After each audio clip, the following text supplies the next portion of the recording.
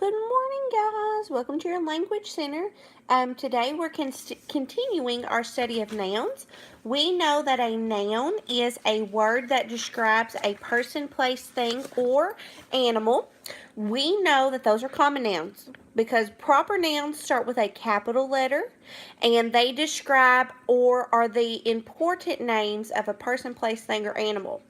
We know that possessive nouns show ownership, and we know that it's a possessive noun because it will end with an apostrophe S. We know that common nouns are just words like ball or dog or cat, but the words like Sally and McDonald's are proper nouns. We know that verbs are words that show action. So, words that describe something that someone is doing. Today, we're continuing our study with singular and plural nouns. A singular noun is a word that is describing one noun. So, for example, the cat was brave. The noun in that sentence is the word cat. This sentence is only talking about one cat that was brave. But if we change the sentence and say the cats were brave, we're talking about more than one cat, so that word is a plural noun. Singular means one, plural means more than one, and typically those words end with an S. Okay, this is going to be a short video today, guys. I'm just going to give you the instructions on your work that you're doing. You are actually going to use your brain. You're going to strengthen it up. You're going to make it stronger because you're actually going to spend most of your time doing the work yourself. Independence is a big word, and that means that you are able to do things by yourself.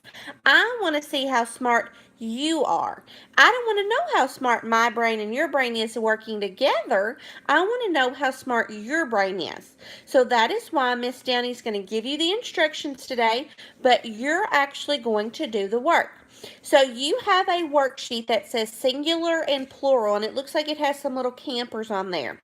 On the left-hand side, you have the word singular. The word singular begins with an S. So on that side of your paper, on the left-hand side, that's the column where you're going to paste these words here in just a second that I read to you and decide if they're singular.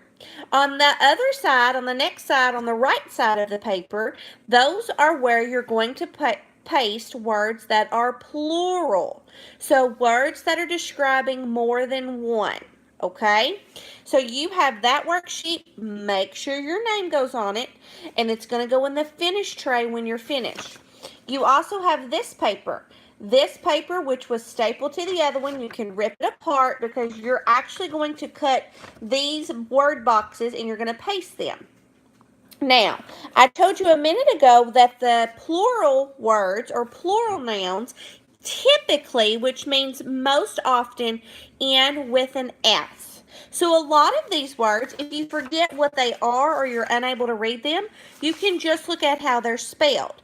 And most of the time, if the word ends with an S, it's going to be plural. So you're going to cut that word out and paste it on the plural side. Typically, if the word is not plural, if we're talking about one, it's a singular noun and it's going to go on the left-hand side. I'm going to read these words to you. Then you are going to get busy doing the work. If you have questions, you can ask a neighbor or you can raise your hand and Miss Downey will come to you. Now, your words are, and I'm going to read them from side to side, are axe, houses, snake, mouse. Remember and pay attention to the words that end with S because those are plural nouns. That means we're talking about more than one. Stores, log, school, parents. Mice, birds, axes, friend, logs, teachers, park, girl.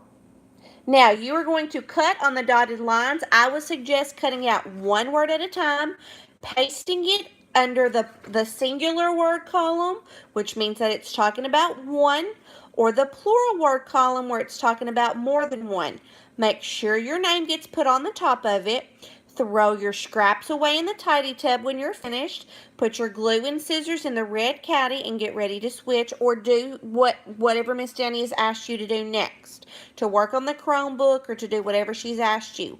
Make sure that you keep your center area clean. That's your responsibility. And it's your responsibility to make sure that this work gets done today. You have plenty of time to make sure that you get all of these word boxes pasted under the singular column or the plural column. If you have questions, raise your hand or whisper and ask a neighbor.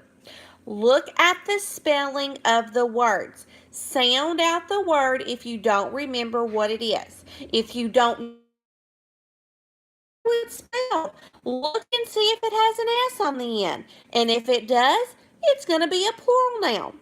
Okay? Good job today, guys.